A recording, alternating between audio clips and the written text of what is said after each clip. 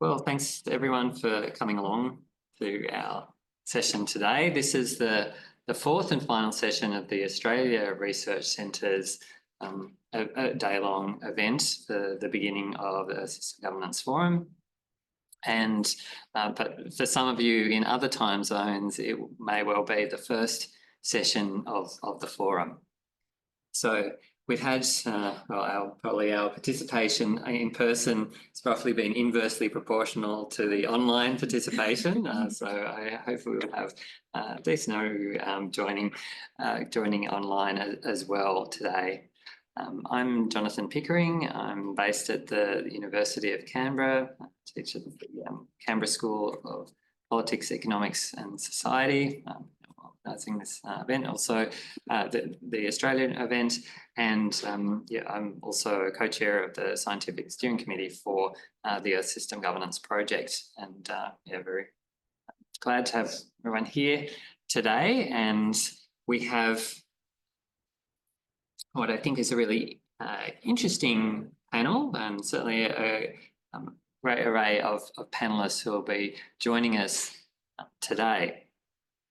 So the theme of our session today is polycritical engagement, embedding reflexivity and deliberation in Earth system governance. And polycritical engagement is perhaps a little bit of a mouthful, and I did a Google search of it and couldn't find any other references to it apart from this session. So I'm not sure if it means we're onto something, or maybe it's an idea that will disappear without trace. But the general idea of polycritical engagement was really a spin on the idea of critical engagement and connecting that with the overall theme of the ESG forum on reimagining Earth system governance in an era of polycrisis. And so one of the challenges, I guess, of the forum is to think about new ways of imagining and practicing Earth system governance. We've heard some great sessions earlier today about imagining speculative futures and so on, and working in transitionary approaches to encourage, to catalyse sustainability transformations. And this session really picks up on two related ideas, if you like, about how we might govern in polycrisis, how we might understand the nature of polycrisis and how we might respond to it. I'm assuming that deliberation is a reasonably familiar term to most of you, particularly through the idea of deliberative democracy and the idea of democratic legitimacy resting on the opportunity for people to deliberate, to participate or be represented in deliberation on decisions that affects them. Reflexivity, maybe varying familiarity, but essentially that an idea of the capacity of institutions and individuals as well to engage in some sort of self-critical scrutiny, in an environmental context, particularly scrutiny of their impacts on the environment or the Earth system, and how the Earth system, how environment affects them. Crucially, I guess, the idea of reflexivity also embodies an ability of institutions to change their practices and values in light of this scrutiny. So the two concepts have been brought together in a few different contexts. My colleague John Dizek, who's here today, and I wrote a paper several years ago about the idea of deliberation as a catalyst for reflexive environmental governance. But there are perhaps lots of different ways in which these two concepts could be put into dialogue or a connection with one another. So our four panelists today have an array of expertise. Some work primarily on deliberation, some work primarily on reflexivity, some at the intersection of the two, and on both. And so we're going to hear some, I hope, fascinating insights from our panelists, and we're going to do it in a sort of moderated Q&A format. So I have a sort of tailored question to ask each of our panelists, and I will then, we'll have a round of us. I'll introduce them as we go along with their questions. We'll have a round of discussion, another round of questions for the panelists, and then some further discussion. Yeah, we just have 90 minutes for this session.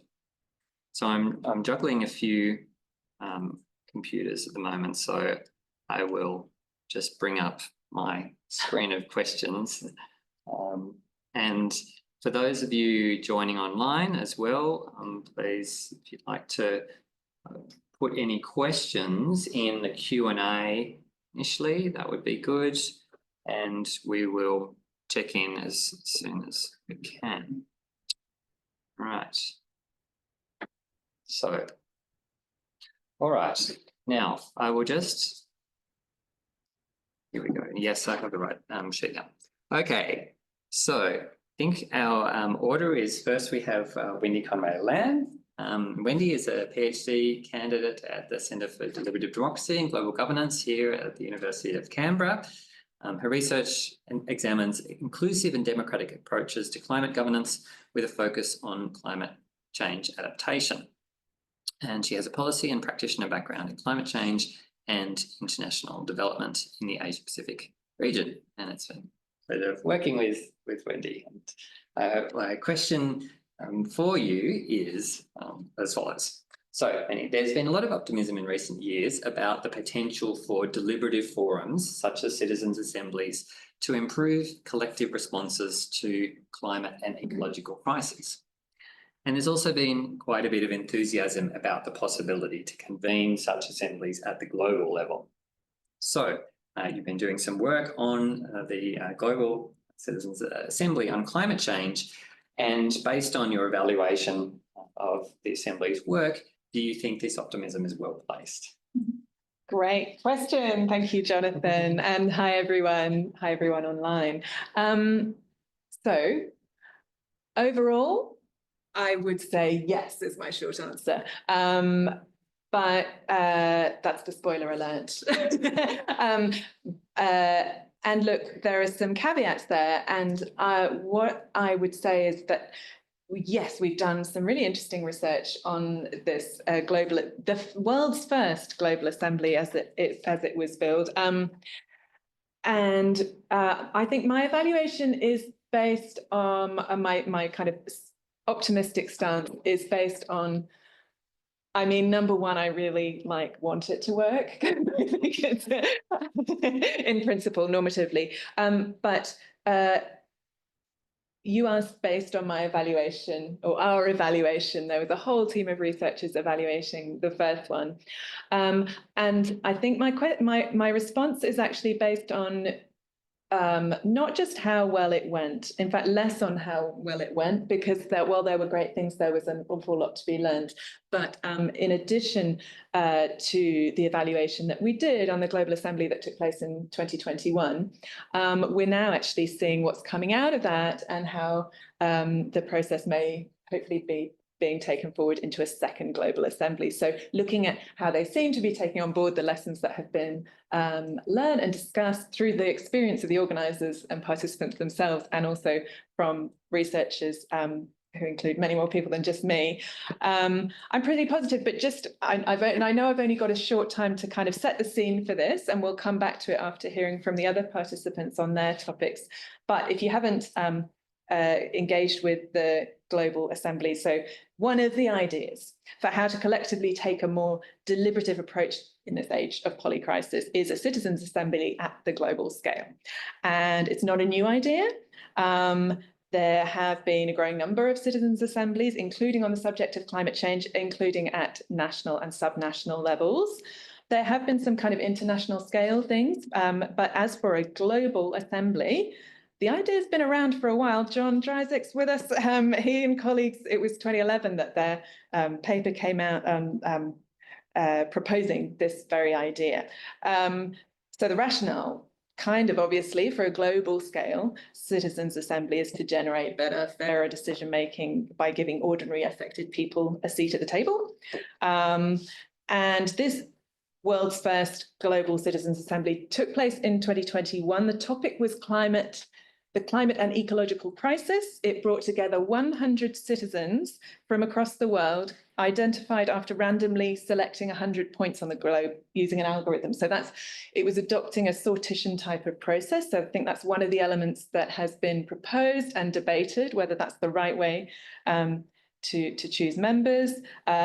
Unfortunately, there was a pandemic. Everyone would have loved for them to come together in person, but it was a virtual process. And you can just imagine the logistics of bringing people together over those different time zones, the different languages, cultures, and so forth. And they deliberated over several weeks, kind of in a different kind of 2-week blocks in groups, and then coming together in plenary. And the outcome was that they delivered their People's Declaration at the COP21 in Glasgow. Sorry, COP26 in Glasgow in 2021, getting my numbers up. So any of you who've been involved in even small scale deliberative events can just kind of have a visceral imagination of how daunting a process and how ambitious a process this was. Just some of us are here in the room and online were involved in the earlier webinar where we were kind of doing a kind of joint process, and it's so complex you can just imagine. So there's a lot of research been published. There was the evaluation report, the GLOCAN networks put out some great technical papers looking at the internal processes, and I think we can have a whole discussion about that and the extent to which it was possible to be truly kind of reflexive and deliberative in the event. The paper that colleagues of mine have, we've got a paper in review at the moment. We've been looking at the external challenges, and I think so that's where you think about the consequentiality. So besides like getting beyond how well did the process work, was the deliberation inclusive and effective and authentic, what we were looking at then was how well it connected into the international system of climate governance. And I think that's probably where you can be the most critical of how this very first world's first global assembly worked, just because of the challenges involved. I think even the organisers would not disagree with me on the fact that that turned out to be even more challenging, I think, than they were expecting, in the sense of the complexity of understanding how decisions get made. They were focusing on the UNFCCC process and intended for the outcome of their deliberation process to be presented at COP26 in Glasgow. But of course, as we all know, decision-making that happens in that forum has built up on the basis of many different behind-the-scenes discussions. There's been Bonn halfway through the year. There's side meetings, and the challenge of for any institution, whether it's the Global Assembly, whether it's a lobby group, whether it's civil society, social movements, turning up with a proposal and that having a tangible impact or influence at a COP. That's a big ask and challenging to achieve. So I think that is a really rich area for where improvements can be made. I think if you'd asked me a few months ago whether I felt optimistic about that, I would have been less so. But it was just last month that the previous, or some of the people involved in organising the 2021 version, launched their process for getting a second global assembly off the ground. I'm actually not entirely sure the extent to which that's got support and funding. There might be people online who know more about it than me, but just from what I can gather, not only did this first one, you can certainly say it served as proof of concept. It made it happened. So just in that sense, I think that's a positive. It's no one can say now it's a pipe dream to have a global assembly on climate change. But from what I can gather, The organisers have taken on board a lot of the lessons that they learned themselves and that's come out from the research in order to try and make it have more of an impact the second time around. But we can talk more about that later. Sure, yes, yeah. So that's that I guess the demonstration effect, proof of concept is, important in itself. But I guess ultimately you would want these deliberative processes to have a concrete policy impact. Yeah, that's right. Because otherwise, you take asking people to spend hours of their time, and you can argue not just that you want it to have influence, but that will affect the deliberation as well. Can people be bothered to put their time and effort in if they can't actually see how that's going to have influence? Yes, yeah, indeed. And it's interesting, I suppose, seeing that those sort of iterative processes, perhaps, they say learning from the first assembly feeding into plans for the second one. And I guess this also connects with, say, some broader debates too about how these iterative processes work in other contexts too. Let's say in the UNFCCC, Paris Agreement and so on, you have these sort of cycles, 5-yearly nationally determined contributions and so on, as a kind of institutionalized iteration, which is intended to kind of generate that learning process, but doesn't necessarily do so. I guess this is up for debate, and we'll hear a bit more perhaps to Sylvia's comments too on this. So thanks, Wendy, and lots of things that we can, I'm sure, pick up on as we go along. I'd now like to introduce our second panelist today, Dalia Simangan, who is an associate professor of international relations at Hiroshima University, and her research interests include topics on post-conflict peace building, relationship between peace and sustainability, and international peace and security in the Anthropocene. She's the author of a book entitled International Peace Building and Local Involvement, A Liberal Renaissance, and has published her work in leading international relations and peace study journals. She's an associate editor of the Review of International Studies, assistant editor of Peace Building, and a member of the Planet Politics Institute.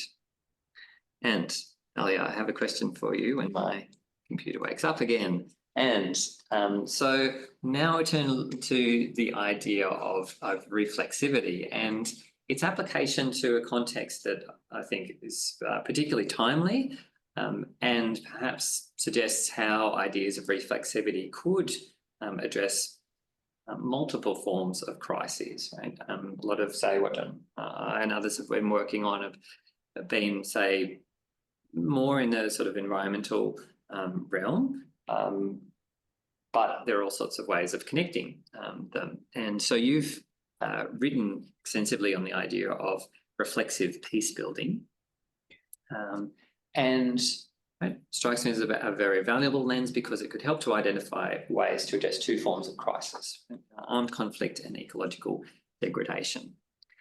So can you tell us a bit about what reflexive peace building involves and whether existing experience shows this can be done effectively? Thanks, Jonathan, and good afternoon, everyone from Hiroshima. It's, I think, quite timely to talk about peace because of Nihon Hindakyo receiving the recent Nobel Peace Prize. But I'm originally from the Philippines. I'm really interested in peace-building processes, especially UN-led peacekeeping operations. But when I was reading the book, Jonathan's and John's book on the politics of the Anthropocene, I realized that a lot of the problems to climate governance and a lot of potential solutions are kind of overlapping also, or similar with the problems and potential solutions in peace-building processes. And in the broader peace-building scholarship, there are several turns in peace-building, especially from the critical peace and conflict scholars. And I think most relevant to what I'm going to share today is the pragmatic turn in peace-building. And this a lot of scholars have been incorporating the concepts of complexity, hybridity. There's the hybrid turn in peace building and resilience, adaptive peace building by de Kooning and so on.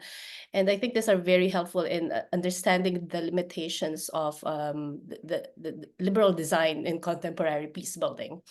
And it's also helpful in understanding that there are really dilemmas in implementing, peace processes or practicing peace building.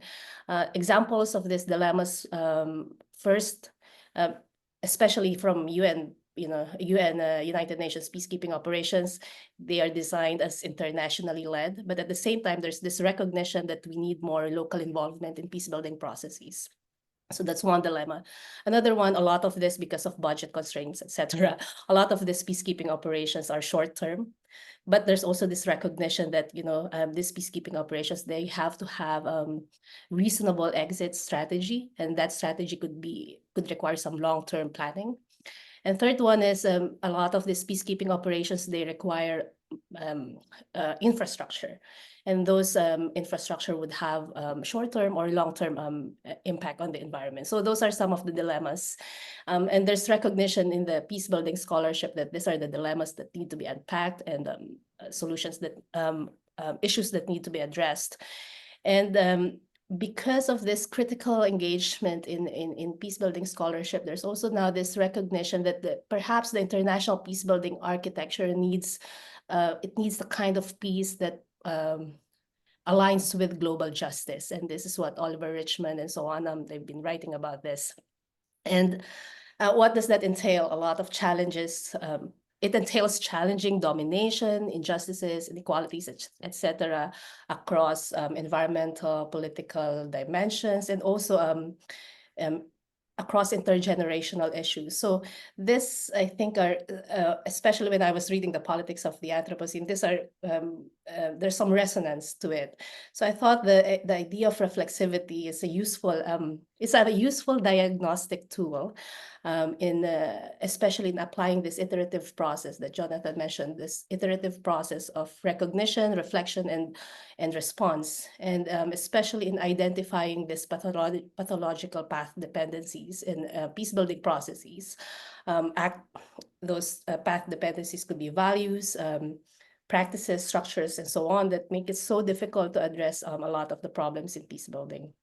And so for me, as a concept, the concept of reflexivity was, I think, a very helpful reminder for me to shift from that critical peace building scholarship is great, but also aligning it with, environmental issues, with ecological concerns.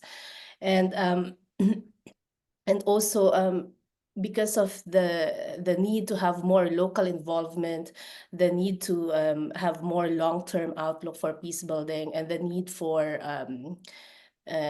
integrating environmental concerns, all those important issues, the idea of reflexivity helps me kind of connect the challenges to achieving peaceful societies, and at the same time, the challenges to ecological crisis. Especially now, we do recognize that conflicts are very much linked with environmental issues and, broadly speaking, climate change. And I think it was also helpful for me the idea of reflexivity to look at what are the problems at the UN side, what are and how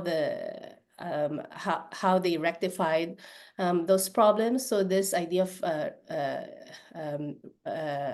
reflecting on the outcomes or consequences of these solutions was very helpful in continuously monitoring the outcomes of peace building processes, even after international actors or external peace builders leave the conflict affected or post-conflict society. I leave my comments there, and then we can talk more about the usefulness of reflexivity in peace. Thank you. Sure. Thanks very much, Alia. And yeah, I suppose perhaps once, say, a peace building process has maybe come to its conclusion, there's often that opportunity for reflection. But in the midst of things, I guess the opportunities for reflection may be very, very limited. And I guess it strikes me there's this paradox, I suppose, that sometimes the times when reflections may be most needed, the times when it's least feasible to actually engage in this reflection, and perhaps as well, there is that challenge too of say piece building operations being pulled in multiple directions at once, and I guess a lot of expectations being loaded onto them to do also to achieve all sorts of objectives, and that's places perhaps sometimes impossible expectations on institutions, but of course maybe we shouldn't give up hope that we can do more than one thing at once, I suppose. All right, well, thank you very much, Dario, and of course we'll again come back to the points you raised shortly. So I'd now like to introduce my colleague Simon Niemeyer, he's a great colleague from University of Canberra, likewise based at the Centre for Deliberative Democracy, Global Governance. He's a professor there and a co-founder of the centre. So his research in the field of deliberative democracy seeks to understand the nature of public reason, developing methods to observe deliberative reason in practice, and conducting empirical research in this area. His work informs the design of deliberative institutions at small and large scale. A lot of this work has focused on deliberative democracy and environmental issues, in addition to a broad range of topics. He's been a chief investigator on 19 research projects, including 9 Australian Research Council Awards and an ARC Future Fellowship. And he's held research positions at a number of universities, both here in Australia and overseas, including Uppsala University, University of Birmingham, Cambridge University, and CSIRO, Commonwealth Scientific and Industrial Research Organisation. And some of our colleagues I'm sorry I've been here today. So, Simon, welcome. And although you are nominally based at the University of Canberra, you're, I believe, in Switzerland at the moment. Have I got the right part of your agenda, your itinerary? It starts with an SW. I'm actually in Sweden at the moment. Yes, of course. I'm at the Stockholm Resilience Centre this morning, and yes, apologies for being a bit late. There was a bit of traffic unanticipated coming into work today. Thank you, Jonathan. Sure, thanks very much, Owen, and thanks for battling the traffic to be here. Now, a question for you is as follows. You've been working for decades on deliberative processes and have seen a lot of their potential and limitations.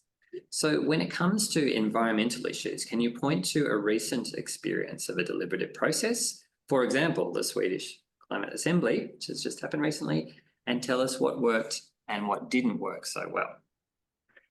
Okay, thanks. Where to start? Right. So yes, I have been involved, and this is why I'm here at the Resilience Centre right now. We're still analysing the outcome, the results from the Swedish Climate Assembly, which was conducted earlier this year.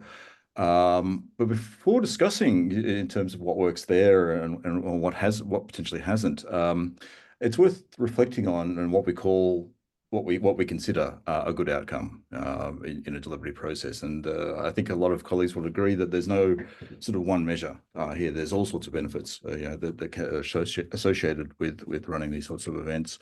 But my own research over the last couple of decades has been sort of focused on trying to understand what is it about a deliberative process that connects them with environmental outcomes and reflexivity in particular, and what are the mechanisms involved in terms of that benefit. And I mean, one of the standout sort of effects of deliberation seems to be it's not necessarily about making people more eco in their positions and changing their value sets and so on.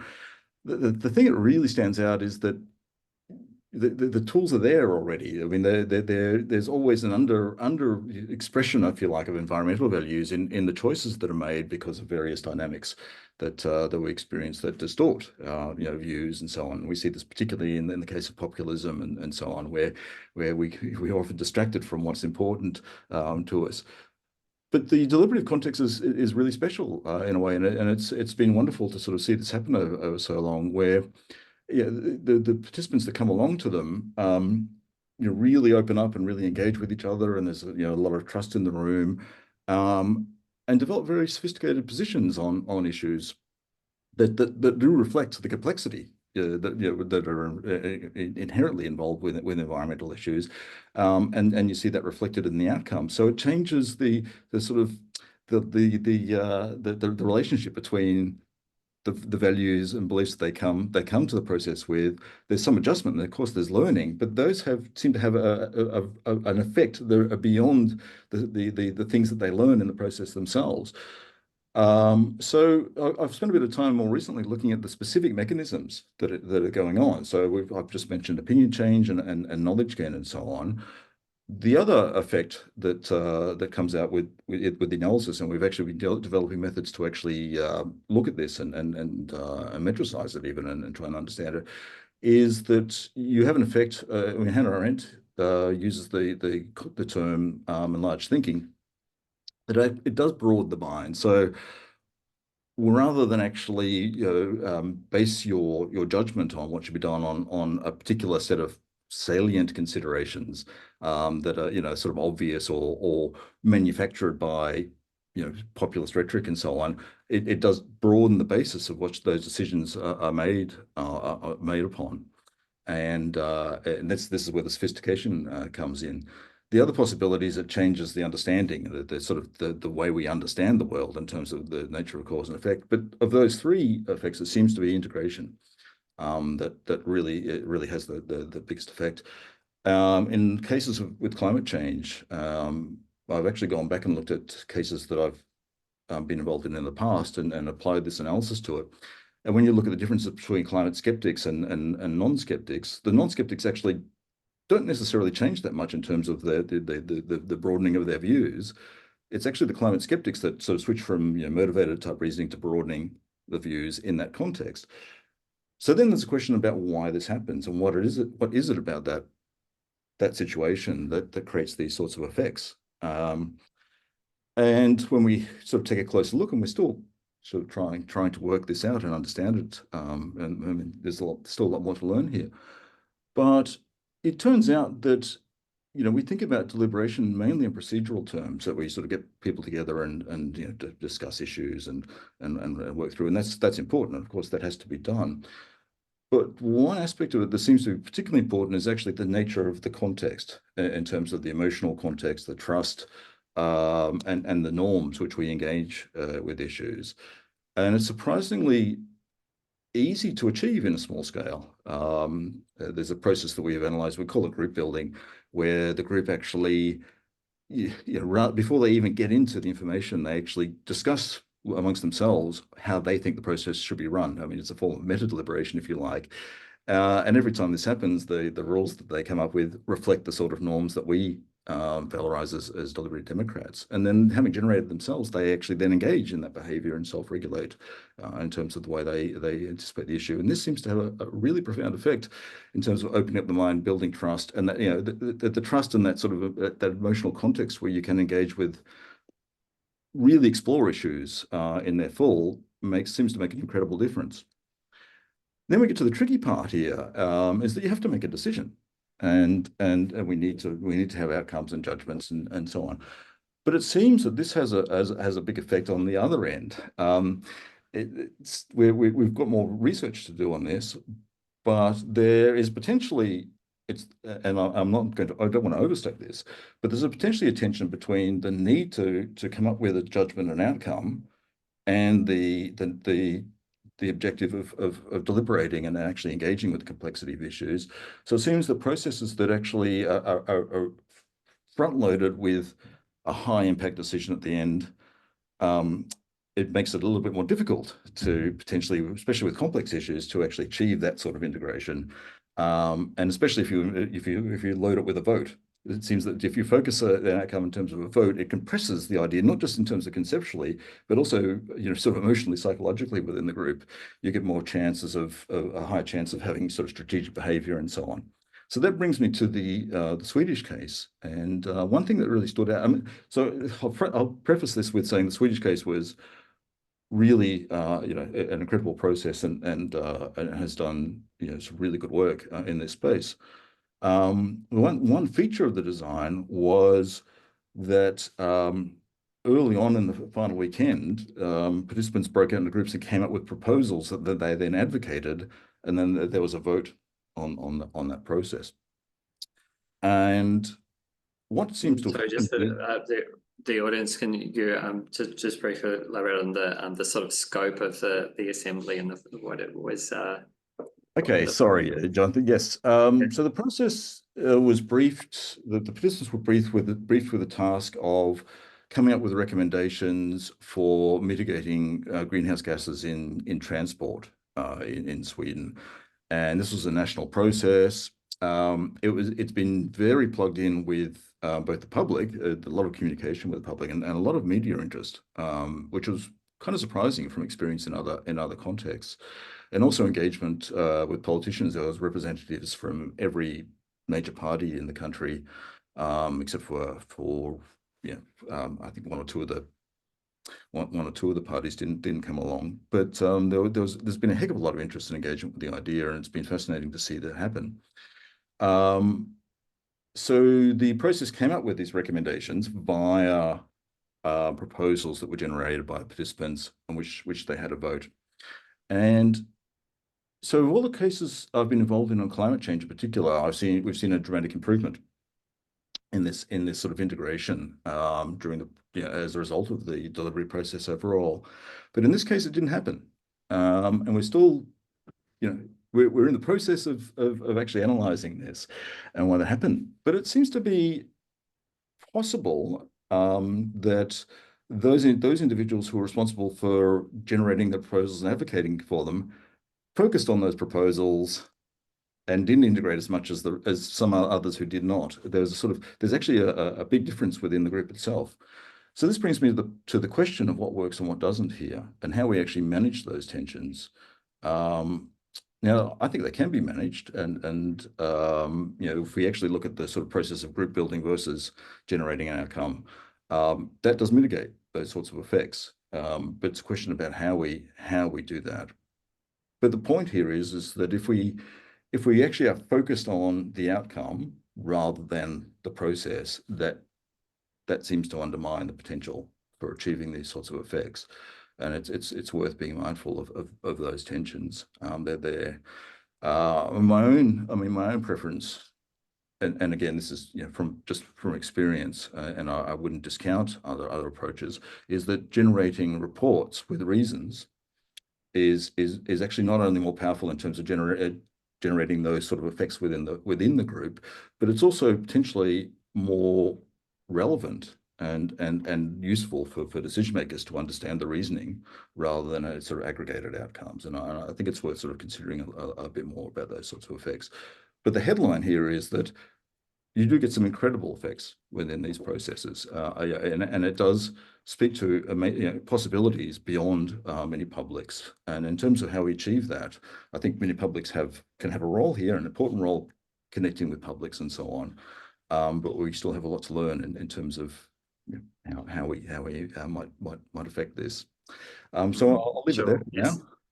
Oh, thanks very much, Simon. And yeah, I mean, it's a really good point as well, I suppose, that deliberation is sometimes it's often associated with, say, mini publics, citizens' assemblies, and so on. But we can think of deliberation as something that happens right across political systems. And thinking about, well, this connects to what you were saying, when you hear about the connections between deliberative processes and broader systems, whether it's parliamentary systems, executive government, and so on, social movements too. So,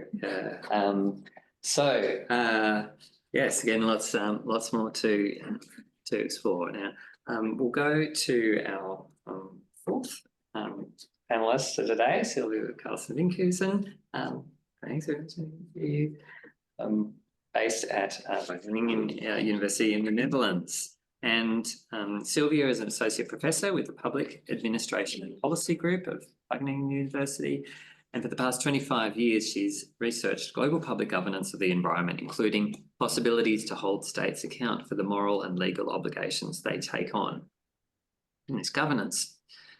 And Sylvia's published in leading journals, global energy, climate change, biodiversity and sustainable development governance. She's also a member of the Task Force on Scenarios and Models for the Intergovernmental Platform on Biodiversity and Ecosystem Services, IPBES, since 2016. And I've worked together on research on reflexivity too, and again, pleasure working with Sylvia on this.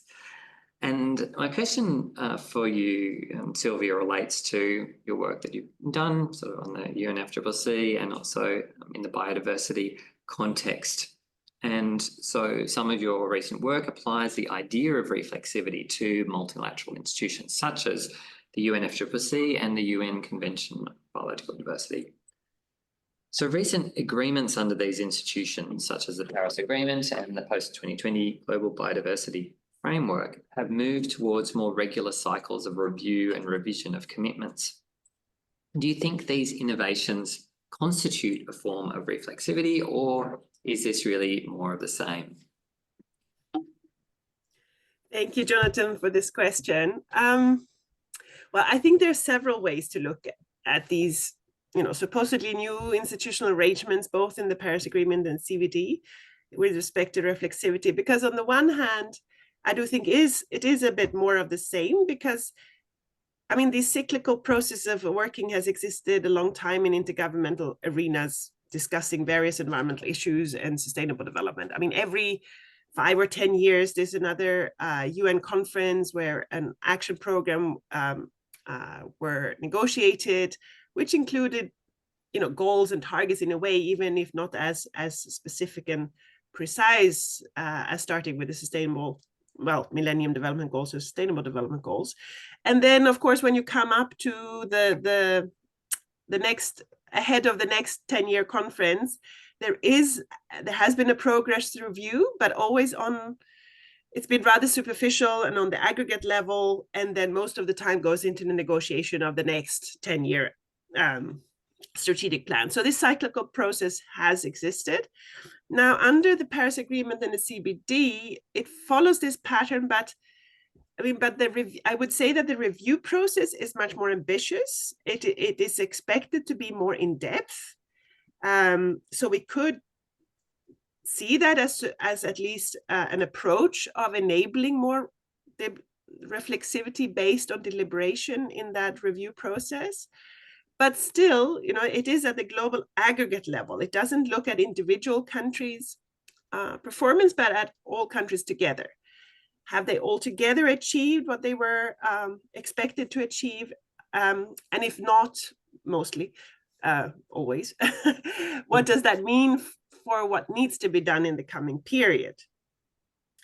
Well, if you look at how this cyclical process then worked in its first implementation phase in the Paris Agreement. So we just saw that in the global stocktake process that ended with the COP in December 2023. There were some aspects of the process, I would say, from following it that encouraged deliberation. There was a supposedly more technical dialogue, based on a very inclusive openness to receive input, scientific and information from any actor, not only IPCC, but any actor, scientists, civil society, governments could send in information for that process. And there was certain efforts. I mean, some of the formats of the modalities during that stocktake process, mostly at the initiative of the Secretariat rather than the parties, had the ambition to try and break normal conflictual negotiation modes. You know, there was a World Cafe sessions with that stimulate with kind of persons impersonating different roles to look at issues from different angles. But still, most of the time, I would say it was just the same diplomats negotiating in a conflictual way based on their state interest. So the outcome conclusions, however, still provided significant input for deliberation and reflexivity. I mean, there was a very rich decision document. Can't remember if it was 30 pages, but it was long and rich with many rather clear insights on what needs to be done, because obviously we were not on track. But now the big question is if this outcome is well used in deliberation at the national level, because that's what the Paris Agreement says, you know, that the outcome of the stock take, the Paris Agreement prescribes, obliges countries to use the outcome to be informed of that outcome when they negotiate, when they develop their own climate ambition for the next period. So it is really a kind of globally prescribed enabling mechanisms for national based deliberation and reflexivity.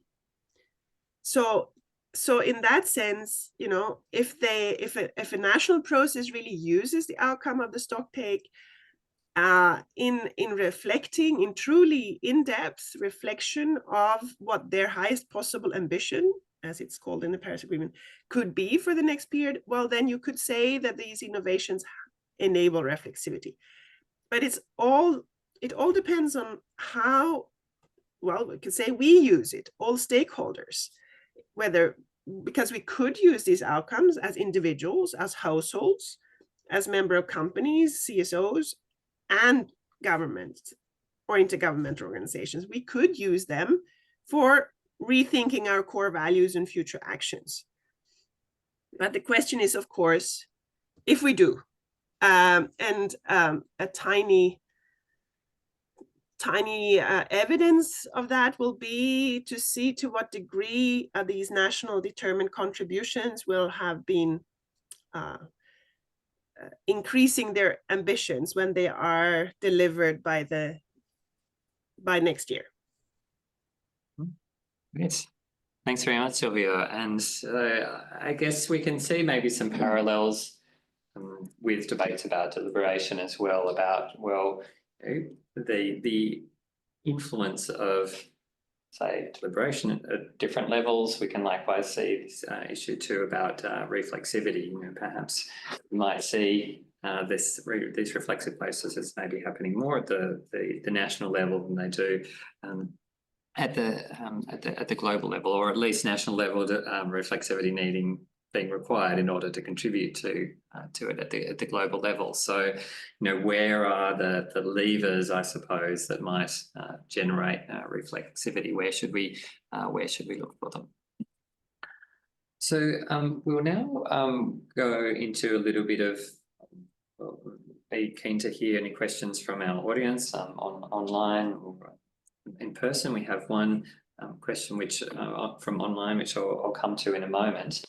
But I'll just also mention something which I meant to mention at the very start of our session, which is that we have a little discussion board that we set up just earlier, which anyone who's participating today, feel free to add to it. It's a Padlet discussion board, which some of you may be familiar with, and my colleague Dax, who's only supporting this event, has just put the link to it in the chat. So essentially, it's a little bit of a mind map, of some of the ways in which reflexivity and deliberation could relate to one another. I'll just, if I am logged in here so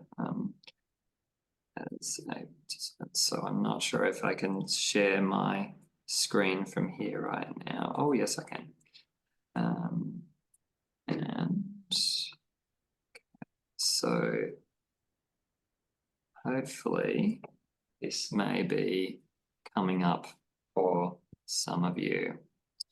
Okay. And the general idea is we have deliberative practices over here. Towards the left, we've got reflexive practices here towards the right. How could they, in turn, influence polycrisis? And potentially for better or worse, of course. So sketch out a few things here. We talked a little bit about mini publics already. Talked about, for example, periodic review of commitments and so on. And perhaps we might start to get a little bit of a sense as well about how these ideas connect with one another. So I'm pretty sure, well, at least hopefully the way that we've set up the board, any participant can add a post if you like, and we can draw some connections there. So see how you go, have a think about anything you'd like to add there. And in the meantime, we might go to our question, which we, one of the online participants asked, which was, what specific added value do you think a global citizens assembly offers over existing intergovernmental fora, such as UNFCCC, COPs, UN Environment Assembly, and so on, that have established processes for NGO and non-state actor observation and engagement? I'm guessing this is a question for you, Wendy. Sounds fair. I've just put my video camera on, as the other participants have done, so I'm not just a small person in the background.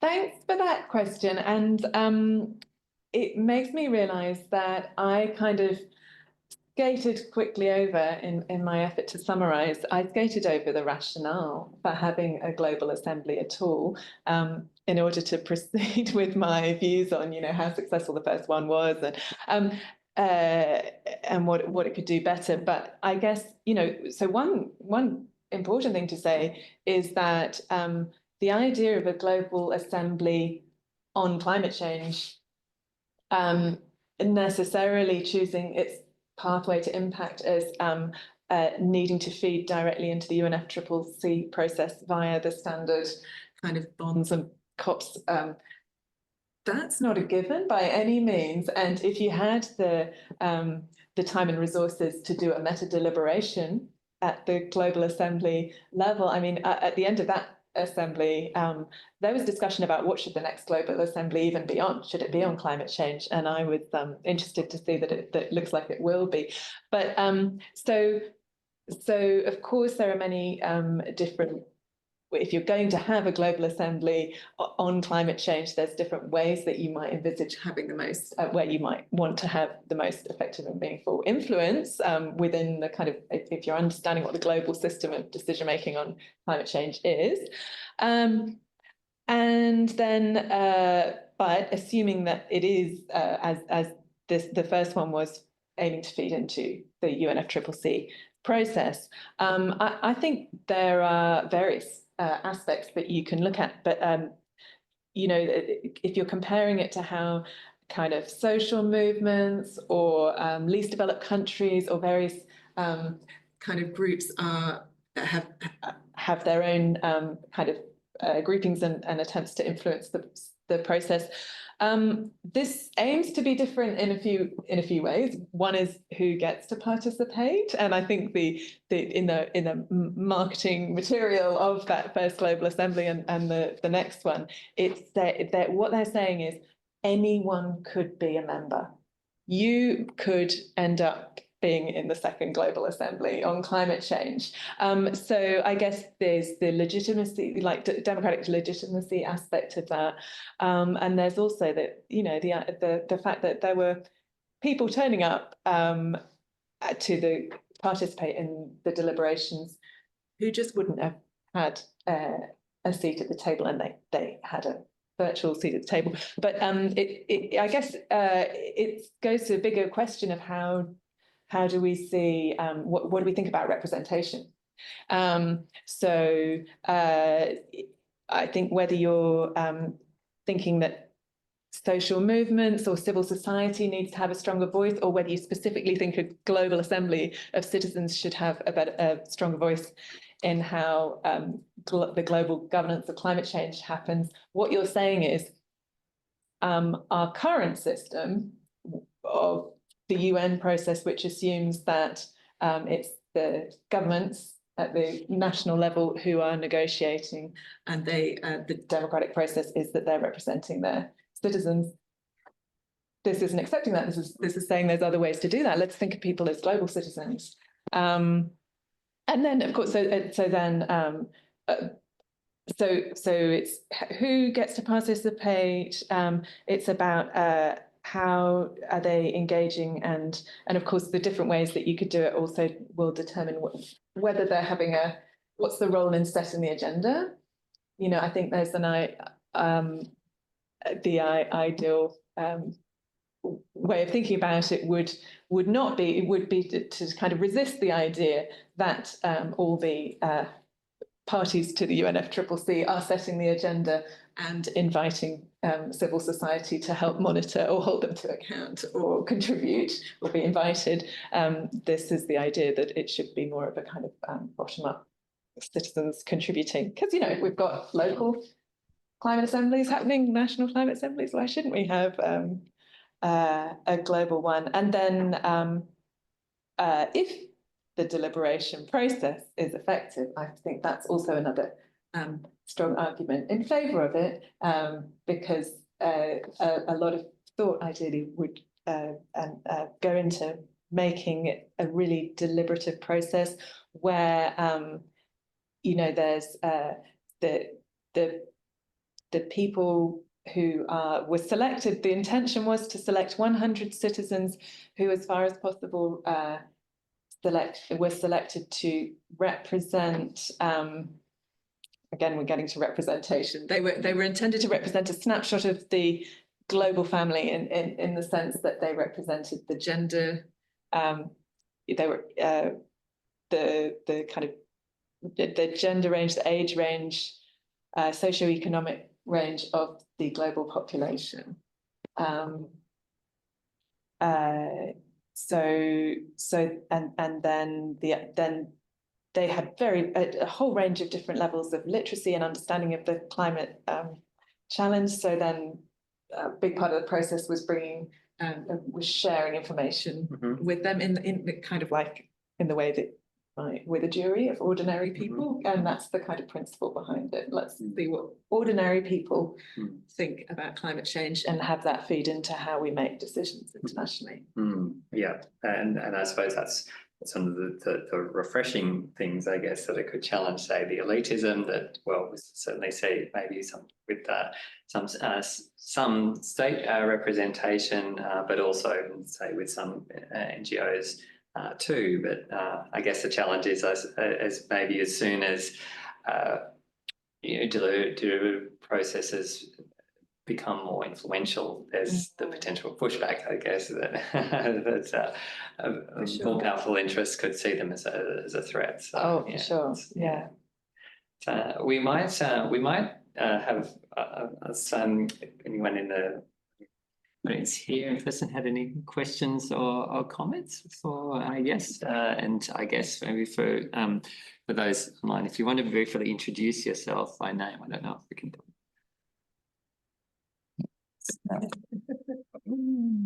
This may be a little bit more of a challenge for our logistics, but we will try and see how we go. So, happy few who have still made it through the day. So, and yes, please. Thanks so much for all the contributions. And my question is also to Wendy, so I'm not sure if we should have that first or maybe someone.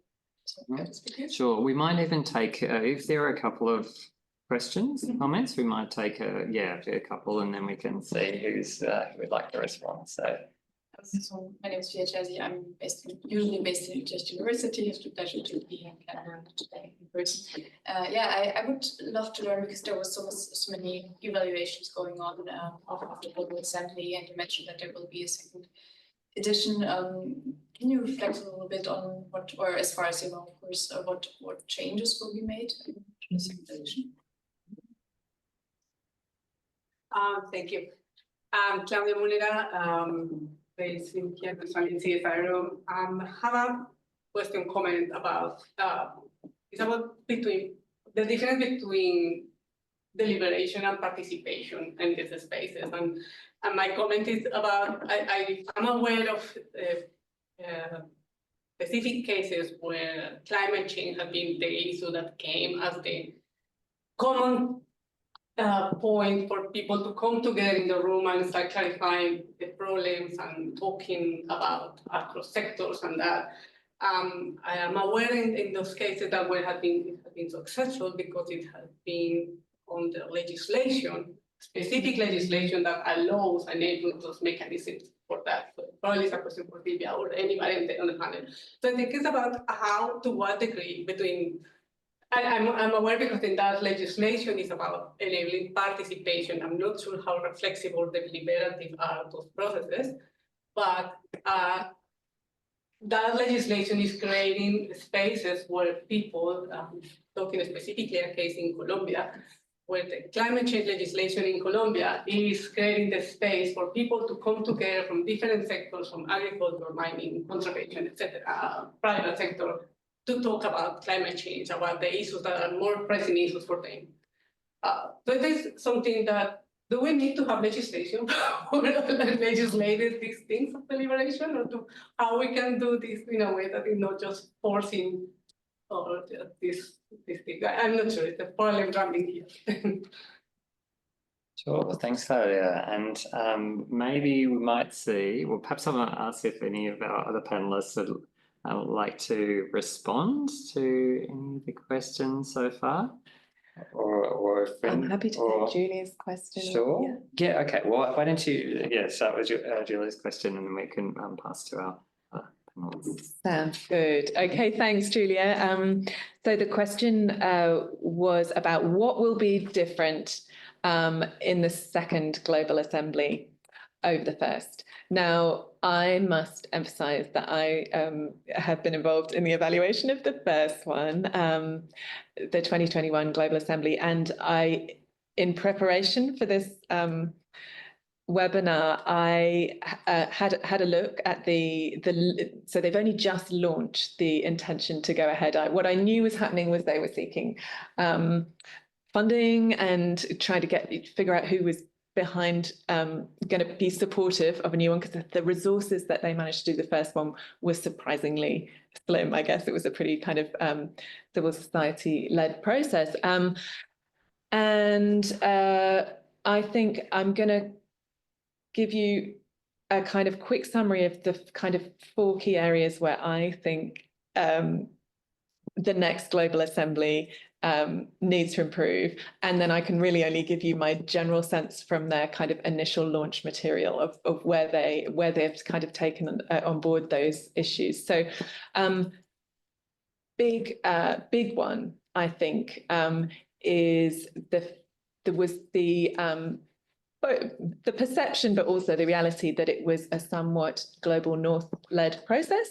The idea came from the global North, and it was led by partners who are based in the global North, but of course a huge amount of the work involved in having generated those 100 locations. Then it was the community-based organizations in each of those 100 locations going door to door, trying to find people in a as kind of random a way as possible. You know, once it gets to that level, you know, it's hard to then call it random, but that was the sortition process. And then the work involved in supporting each individual participant to engage with an online process when they perhaps didn't own a computer and didn't speak English and didn't have access to consistent Wi-Fi or even power. It's fair to say that the huge amount of work that went into making the first one happen, and large amounts of it was by community organisations in each of the 100 locations that was selected.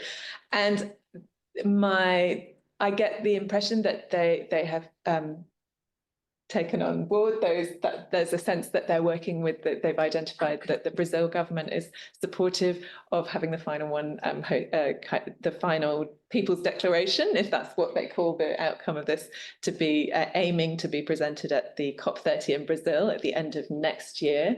But also, what I didn't mention is that the first Global Assembly not only had the core 100 participants, but also aimed to generate a kind of groundswell of more community-based efforts. And I think they're going to aim to build more on that community base. But that's one thing, is whether or not it can be more global South-led in terms of the organisation. And that involves a trade-off between being centralised, having a centralized process, and being kind of lots of decentralized things, which the further you get down that process, the less it is a global assembly and the more it's lots of so number 2, I really don't know what they're going to do about the sortition process. Simon, who's online, John, who's in the room, have recently published a paper with ideas for the sortition, for how sortition could be done. And they've got some ideas for how to do it differently from before. I certainly, I work on climate change adaptation in the Global South. And so it was interesting to me and unfortunate. I think that the algorithm was kind of random, but it actually was weighted towards the most heavily populated parts of the globe in order to avoid just picking locations in the sea. Now, people from low-lying atolls would take issue with that, perhaps, and I would love it if the next process found a way to like randomly, but not randomly, generate 100 locations, weighting it by areas that are more affected by climate change. And you could also look at indirectly affected by just being more socioeconomically vulnerable and therefore challenged by climate change. I'll try and be quick. The third is the deliberation process. There was lots to be learned, certainly through the facilitation process. There's so much to be learned. I'm not going to go into that. Lots of interesting research there. And the fourth thing was how to achieve consequentiality and really feed effectively into the process. So it was, as I mentioned briefly, it was a quick process, an incredible amount of effort going into selecting the participants, but by the time they'd been selected, engaged in the process, they presented their kind of first draft of their declaration at the COP. This will aim to span across 2 COPs. So that is a bit of a difference already. I'll leave that. Okay, great. Thank you very much. Right, we have a couple more questions that have been submitted online. So I might just mention those and go to our fellow panelists. I had a second round of questions up my sleeve, but maybe let's see how we go, I guess, with those, because I would like to prioritize those from our participants. So maybe I will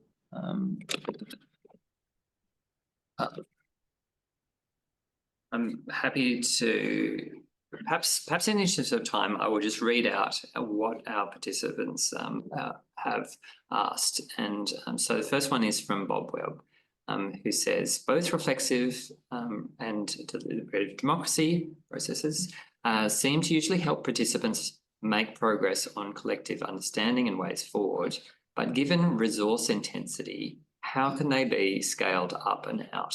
Does who commissions it and their power to implement make much difference? That was one question. And then the other question was, what specific role do you think deliberative processes play to ensure the voices of marginalised communities not only included, but also prioritised in discussions around climate justice, for example?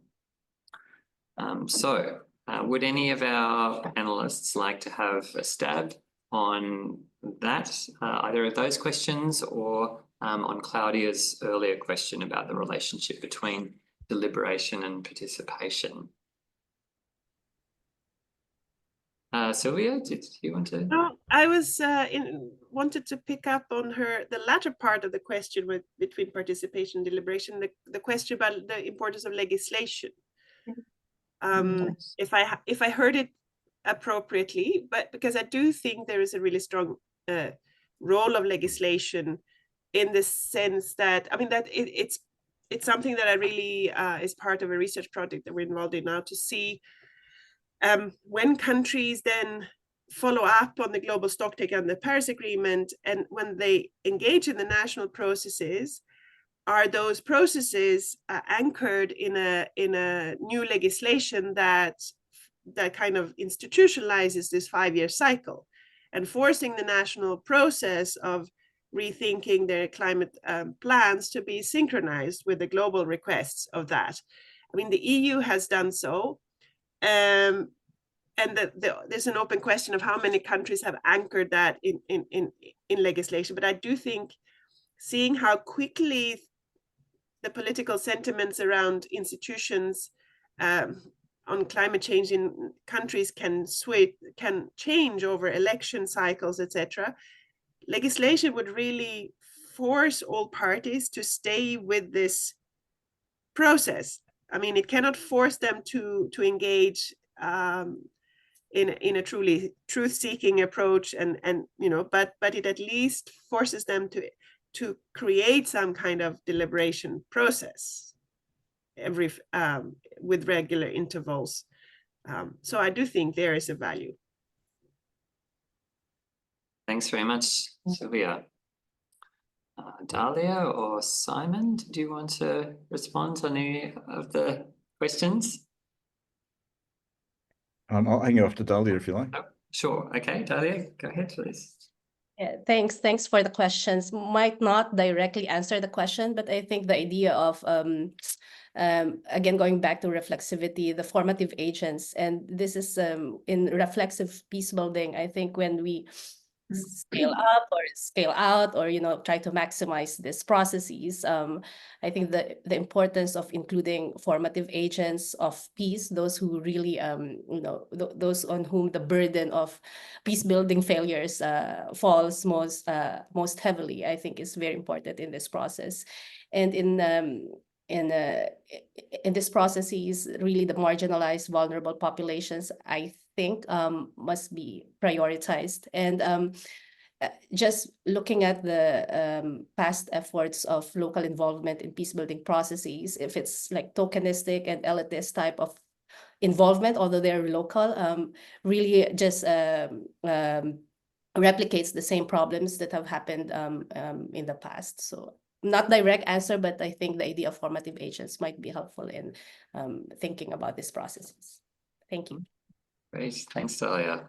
And I guess that idea of formative agency can, one that John has developed, I guess, always picks up that idea of agents who are not only sort of not merely implementing principles, but shaping, say, whether it's principles of justice, peace, or other sort of core social values.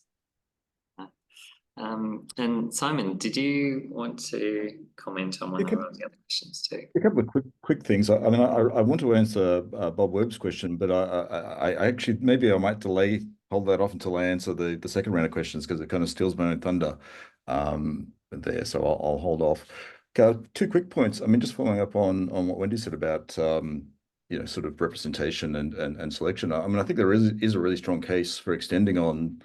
I mean, I'm interested to see what John thinks about this, but maybe later, of extending that sort of framework into concepts like effectiveness, of course, is incredibly important. But even beyond that, I mean, we talk about voice and power and so on. The element of different levels of empowerment. I mean, who would normally get a voice in these sorts of issues, and actually calibrating and adjusting for that. I think there could be a really strong normative argument for that approach as well, especially in a global context on an issue like climate change. So it's worth exploring and justifying and developing that.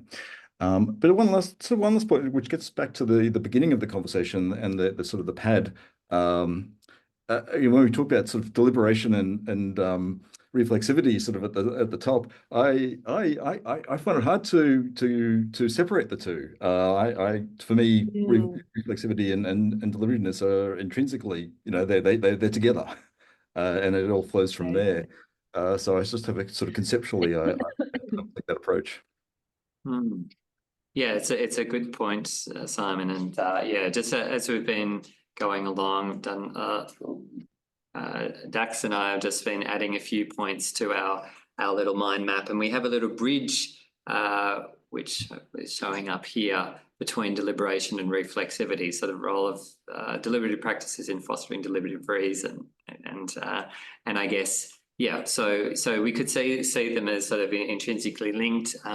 I guess we might maybe see some little points of distinction when it comes to certain types of reflexivity. So I guess ecological reflexivity, for example, how does deliberation foster this type of reflexivity or not? And yes, as I mentioned, feel free, if you wanted to add anything more to the mind map. I've also put a couple of points in here about hurdles, sort of in red, that may pose challenges. There's the logistical hurdles, and of course other ones like power dynamics as well.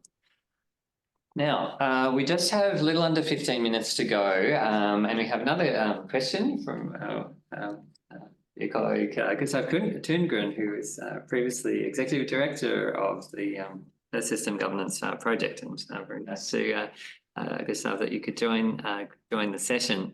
And yeah, good question. So I will well, perhaps what I'll do is I'm not sure, Gustav, if you would like to answer the. Oh, sorry. Well, you can answer your own question, but you could ask it in person if you like. And then what I might do is I had a couple of questions up my sleeve, as I mentioned, for panelists. So maybe I will ask some of those and then pass over to our panelists to make some very brief closing statements.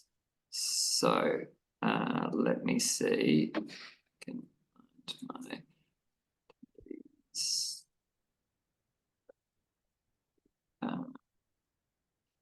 Yeah, so Gustav, you have the floor if you'd like to ask a question. Otherwise, thank you. Can you hear me? Yes. Yeah, excellent. Thank you. Yeah, so I guess good to see everyone. Good to see that ESG is steaming ahead in this capacity. So my question, I work for Stockholm International Water Institute, so we deal a lot with global water governance. It's a bit colored by this, the question, but it reads, beyond climate change, how can deliberation and reflexivity come about and add value in environmental areas, not as well institutionalized / with established for us on global levels, such as global water governance? So apologies if this has been partly covered. I joined a bit late. Thank you. No, it's fine. And yeah, and I guess that really sort of picks up on this issue of polycrisis as well, that, the world is dealing with these multiple crises. Some of them are more institutionalized, we might say, when it comes to at a global level, climate, biodiversity, perhaps, but perhaps water less so. So one question. So I'll then maybe in rapid fire ask my questions to the other participants. Wendy has I think managed to answer the question I was going to ask her already. So she said, it's all right, anyway. Ask the other questions. And my question to Adalia was about thinking about sort of contemporary crises, like say that's Ukraine or Israel, Palestine. What potential you think there is for reflexive peace building in that context. For Simon, given that environmental issues have become so polarized in recent years, how far do you think deliberative processes could help to overcome polarization? And for Sylvia, how far do you think the reflexive capacity of institutions like the UNFCCC and the CBD can be stretched through better institutional design, or do we really need to be looking beyond them, or, well, potentially dismantling them? Would we be better off without them ultimately? So feel free to pick and choose from any of the questions that we've had so far, and I might go perhaps in reverse order. So we'll start with Sylvia. Did you want to comment on any of those or provide any closing remarks? Sure. Why don't I pick up on Gustav's question first and then end with the ones you asked me? Sure. So I think, Thanks.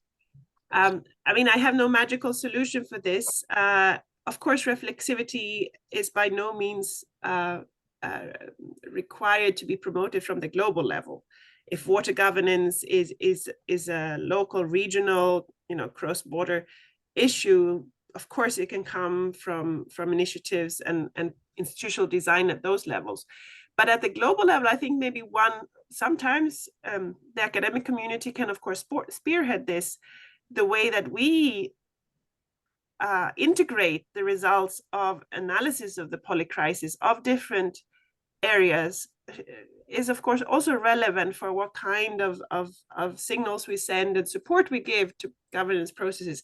I mean, under the IPAS process, they now are finalizing a nexus assessment, which includes water, which is to support the decision-making around biodiversity, and it includes water and a few other issues that are very closely interconnected with biodiversity. So those kind of things, and the way, for example, that we are able to integrate different issues in our modeling and scenario exercises as well, which is often very narrow. So I do think we should also look backwards and see how well are we as scientists supporting that. Moving to your question, where we can, shall we keep polishing the institutional design at the global level to try and get more reflexivity, or do we need to look for other drivers?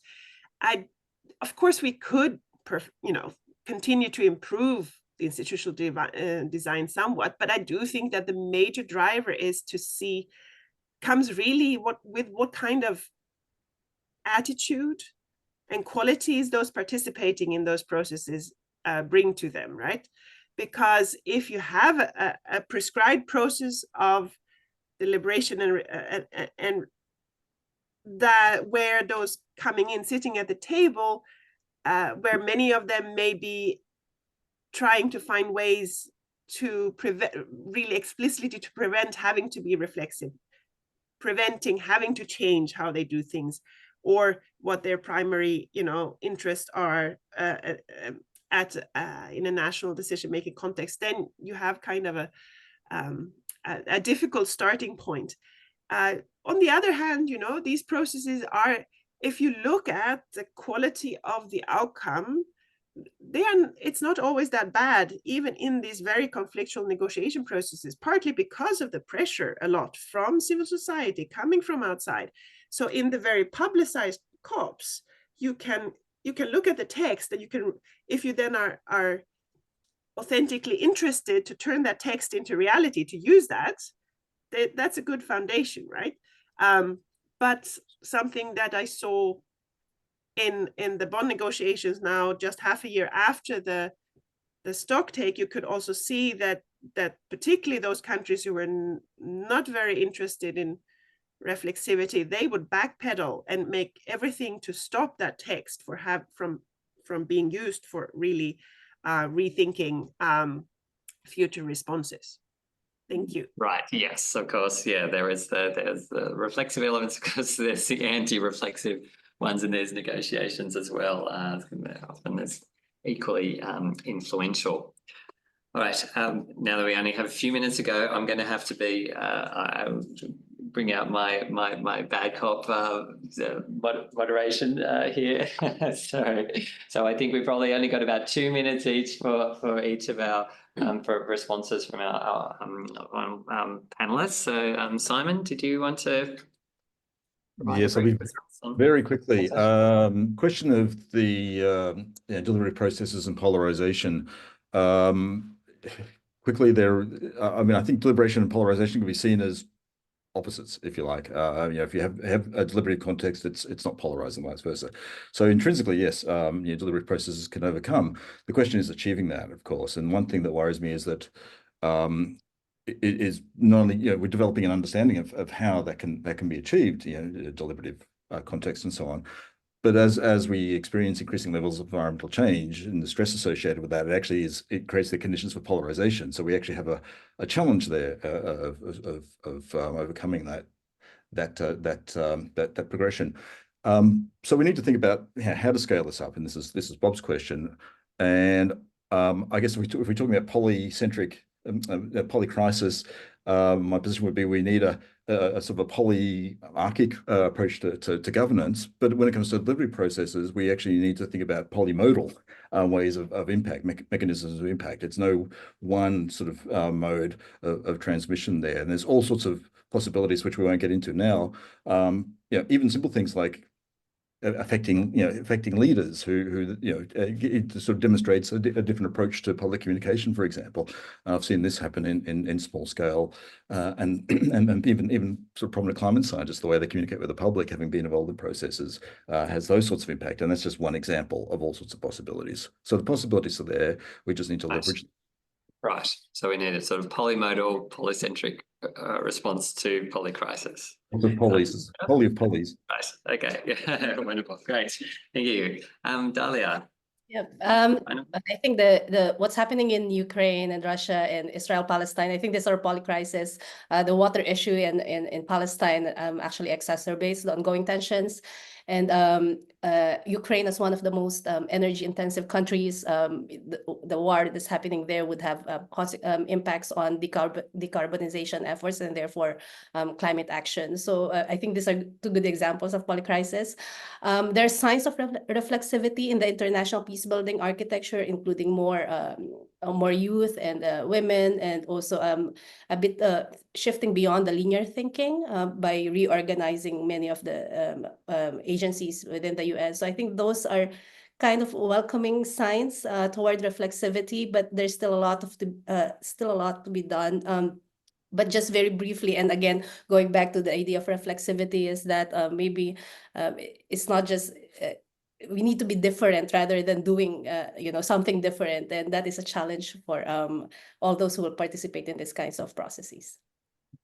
Yes, indeed. And yeah, there will be, I guess, related to that, there will be a session, I think, at some point during the week on the Summit of the Future, which was intended to have, bring about some progress on peace building, and that will be perhaps an interesting opportunity to reflect on that too. Wendy. Yeah. Okay. Thanks.